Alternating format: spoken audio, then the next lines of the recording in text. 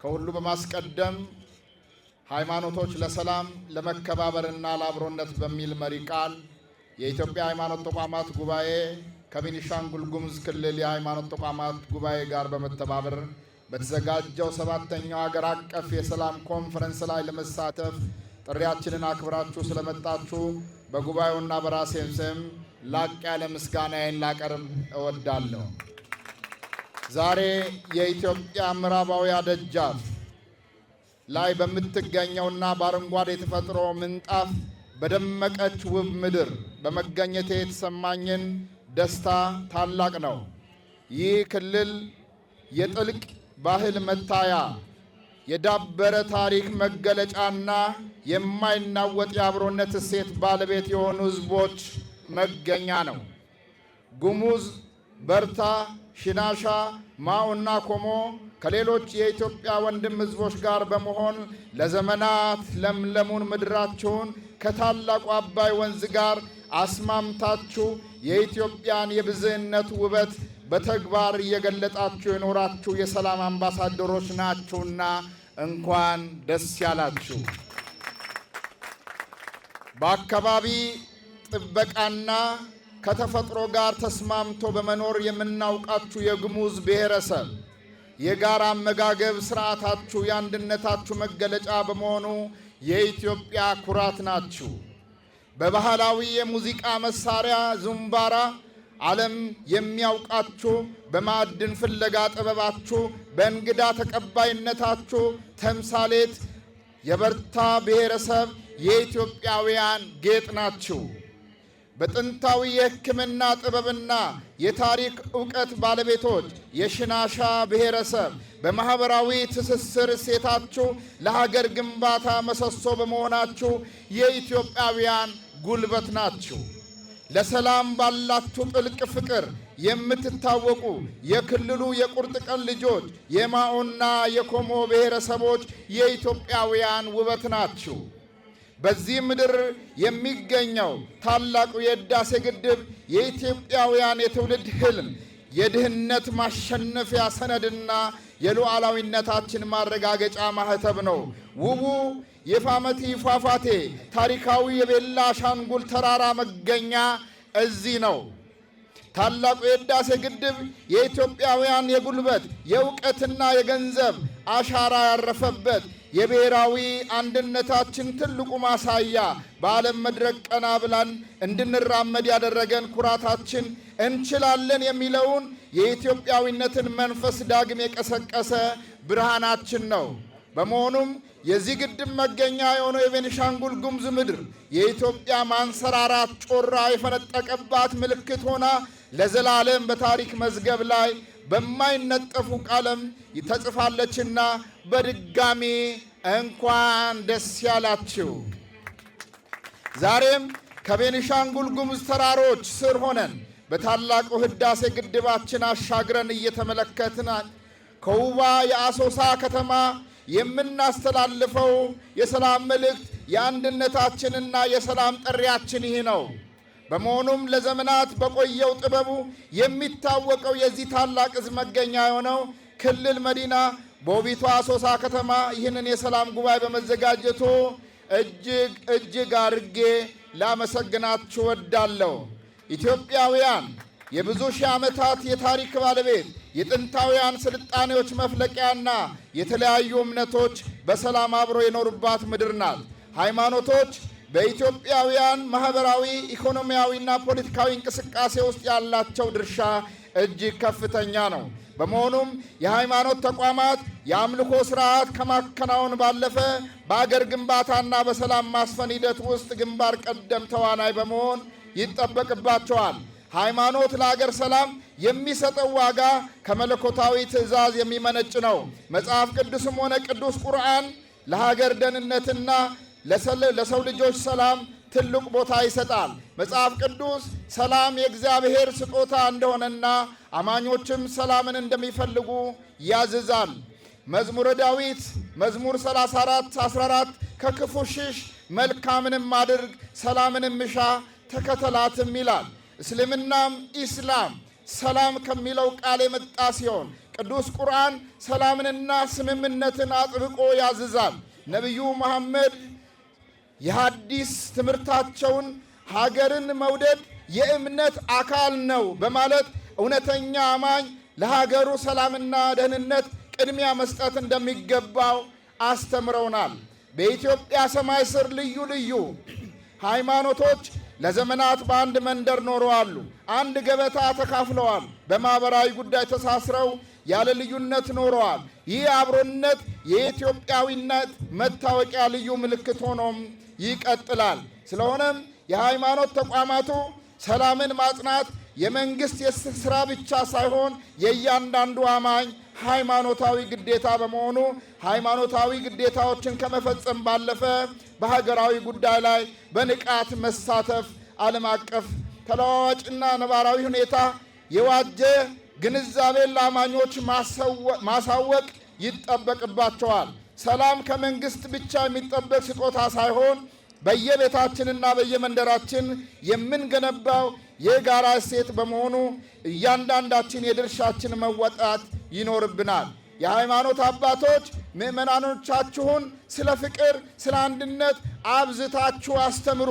የሀገር ሽማግሌዎች ከማይነጥፈው ጥበባችሁ ግጭቶችን በባህላዊ እርቅ ሰላምን በመፍታት እንዲሁም ለተተኪው ትውልድ የቀናውን መንገድ በማሳየት ታሪካዊ ኃላፊነታችሁን እንድትወጡ ዛሬም ከአሶሳ በትሕትና እጠይቃችኋለሁ።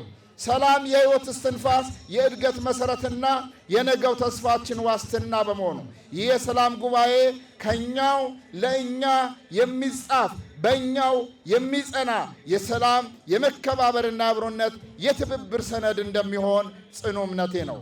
ክቡራትና ክቡራን፣ ሀገር የሁሉ ነገር መሰረት በመሆኑ ለድርድር የማናቀርበው የትውልድ አደራ የልዩነታችን መጋጠሚያ ማዕከል በመሆኑ ከዚህ ቀደም የነበሩ አለመግባባቶችን፣ ግጭቶችን ካስከፈሉን የሕይወት ዋጋና የንብረት ውድመት አዙሪት ለአንዴና ለመጨረሻ ጊዜ ለመውጣት በሀገራዊ ምክክር አዲስ ብሔራዊ ቃል ኪዳን ልናድስ ይገባናል። የጦርነትና የጥላቻ መንገድ ዘግተን በመከባበርና በውይይት በይቅርታና በልዩነቶች ውስጥ ውበት፣ በአንድነቶቻችን ውስጥ ደግሞ ጥንካሬን በማጉላት የሀገራችን ሉዓላዊነት አጽንተን መጓዝ ይኖርብናል። የዘመኑን አስቸጋሪ ፈተናዎች አልፈን ለልጆቻችን ኩሩና የማትደፈር አገር ለማሻገር መትጋት ይኖርብናል። ኢትዮጵያ የጥቁር ሕዝቦች የነጻነት ፋና፣ የሰው ዘር መገኛ ብቻ ሳትሆን ልዩ ልዩ ባህሎችና እምነቶች፣ ቋንቋዎች ተስማምተውና ተጋምደው የኖሩባት ልዩ ጋራ ቤት ናት። ዛሬም እንደ ቀድሞ ዘመን በመስዋዕትነት የተገነባ የጋራ ማንነታችን በማጽናት በደስታ ጊዜ አብሮ የሚዘምር በችግር ጊዜ ደግሞ እንደ አንድ ልብ ሆኖ የሚቆም ሕዝባዊ ኃይል መሆናችን ዳግም ለዓለም የምናረጋግጥበት የታሪክ ምዕራፍ ላይ እንገኛለን። በመሆኑም ይህ ትውልድ ከአባቶቹ የተረከበውን አደራ አገርን ማጽናት ብቻ ሳይሆን አገርን ማሻገር በመሆኑ አብዝተን በሥራ መትጋት ይኖርብናል። ይሁንና ይህ ሕዝባዊ ትስስር በተለያዩ የሃይማኖትና የብሔር ስብጥሮች ውስጥ አልፎ ዛሬ ላይ የደረሱ ጽኑ መሰረት ያለው እሴታችን ቢሆንም ከቅርብ ጊዜ ወዲህ በሀገራችን የተለያዩ አካባቢዎች የሃይማኖት ተቋማትን ሽፋን በማድረግ የግልና የቡድን ፍላጎታቸውን ለማርካት የሚንቀሳቀሱ አካላትን ጸባጫሪ ድርጊቶችን እየተስተዋሉ መሆኑን የኢትዮጵያ ሃይማኖት ተቋማት ጉባኤ በከፍተኛ ስጋት ተመልክቶታል። በሃይማኖት ስም የተደራጁ ነገር ግን የሰላም መንገድ ከመከተል ይልቅ ሕዝብን ከሕዝብ ምዕመንን ከምዕመን የሚያጋጩ ድርጅቶችና ግለሰቦች ወደ ሕጋዊ መንገድ እንዲገቡ ጉባኤው በጥብቅ ያሳስባል። እነዚህ አካላት ሃይማኖትን ሊያስተምሩ የሚገባውን ፍቅርና አንድነት ወደ ጎን በመተው የሌላውን እምነት በማንቋሸሽ የቆዩ ቁስሎቹን በመጫር እና የሐሰት መረጃዎችን በማሰራጨት ሕዝባችንን ለግጭት እያነሳሱ በመሆኑ መንግሥት አስፈላጊውን ሕጋዊ እርምጃ እንዲወስድና የጥላቻ ንግግር መከላከያ አዋጅ በጥብቅ ሥራ ላይ እንዲያውል እንጠይቃለን። የኢትዮጵያውያን የአብሮነት እሴት የቆየው በምክክርና በመከባበር ላይ ነው። አንዱ የሌላውን እምነት በማክበር በደስታውም ሆነ በሐዘኑ አብሮ በመቆም የተገነባው ማህበራዊ ግንባታችን በምንም አይነት ሁኔታ ሊሸረሸር እንደማይገባ የሃይማኖት ተቋማት ጉባኤ ጽኑ እምነት አለው። ሕጋዊ ምዝገባ ሳይኖራቸው ሆነ ኖሯቸውም በሃይማኖት ስም የሚነግዱ ሕገወጥ ድርጊቶችን የሚፈጽሙ ተቋማት በአስቸኳይ ከዚህ እኩይ ድርጊታቸው እንዲታቀቡ ጉባኤው እያስጠነቀቀ፣ ይህ ሳይሆን ቢቀር ግን በሕግ ተጠያቂ የሚያደርግ መሆኑን ያስታውቃል። የኢትዮጵያ ሃይማኖት ተቋማት ጉባኤ የሀገራችንን ሰላምና የሕዝባችን አንድነት የሚፈታተኑ ማናቸውንም ጸረ ሰላም እንቅስቃሴዎችን በፍጹም እንደማይታገስ በድጋሚ ያረጋግጣል።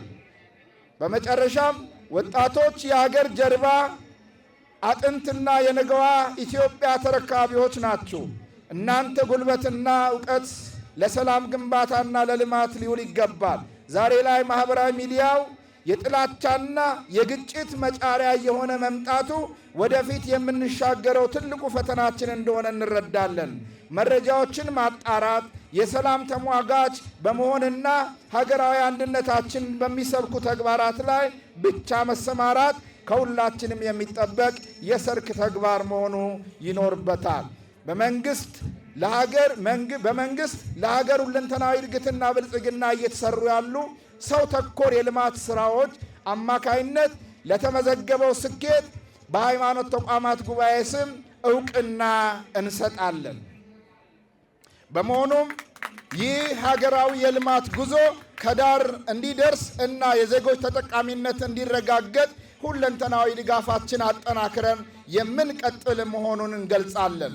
ሃይማኖት ለአንድ ኢትዮጵያዊ ከፈጣሪው ጋራ የሚገናኝበት መንገድ ብቻ ሳይሆን ከወንድሙ ጋራ በፍቅር የሚኖርበት የሰላም ሰነድ በመሆኑ የሃይማኖት ተቋማት ተግባር የቆሰሉ ልቦችን ማከም፣ የሻከሩ ግንኙነቶችን በእርቅ መፍታት፣ በልዩነት ውስጥ ያለውን ውበት ማስተማር በመሆኑ የሰው ልጅ ክብር የሚጠበቅባቸው እውነትና ፍትህ የሚሰበክባቸው ቅዱስ ስፍራዎች ብቻ በመሆናቸው በማረጋገጥ በሃይማኖት ካባ ውስጥ ተሸሽገው በሃይማኖት ሽፋን የሀገርን ሕልውና የሚፈታተኑ እዚህም እዛም የሚታዩ ሕዝብን ከሕዝብ የሚያጋጩ የኢትዮጵያ ብሔራዊ ጥቅምን አሳልፈው የሚሰጡ የሕገወጥ ግለሰቦችና ቡድኖች እድል ፈንታ እንዳይኖራቸው ጉባኤው ከሚመለከታቸው ባለድርሻ አካል ጋር በመሆን በጥብቅ ክትትል የሚያደርግ መሆኑን በድጋሚ ያረጋግጣል። እኛ ኢትዮጵያውያን በልዩነት ደምቀን በታሪክ ታፍረን ለዘላለም እንኖራለን። በስተመጨረሻም ይህ ጉባኤ እንዲሳካ ከፍተኛውን ድርሻ ኃላፊነት የተወጡ የክልሉን ርዕሰ መስተዳደር ክቡር አቶ አሻድሊ ሐሰንን ከልብ በጉባኤው ስም እናመሰግናለን። እንዲሁም የክልላችን የሃይማኖት ተቋማት ጉባኤ የሚመራው የሥራ አስፈጻሚ ቦርድ ከሼህ ኢብራሂም ጀምሮ ብፁዕ አቡነ ሩፋኤልን ሁሉንም ያሉትን አባቶችን ከልብ እናመሰግናለን። በስተመጨረሻ ይህ መድረክ እንዲከፈት እና ደግሞ የዕለቱ የክብር እንግዳ የሆኑት ክቡር ፕሬዝደንት ተወዳጅ ተፈቃሪ የሰላም አምባሳደራችን የልማት አምባሳደራችን የሆኑት አሻድሊ ሐሰንን በክብር ወደ መድረክ እንድትጋብዙልኝ እጠይቃለሁ። አመሰግናለሁ።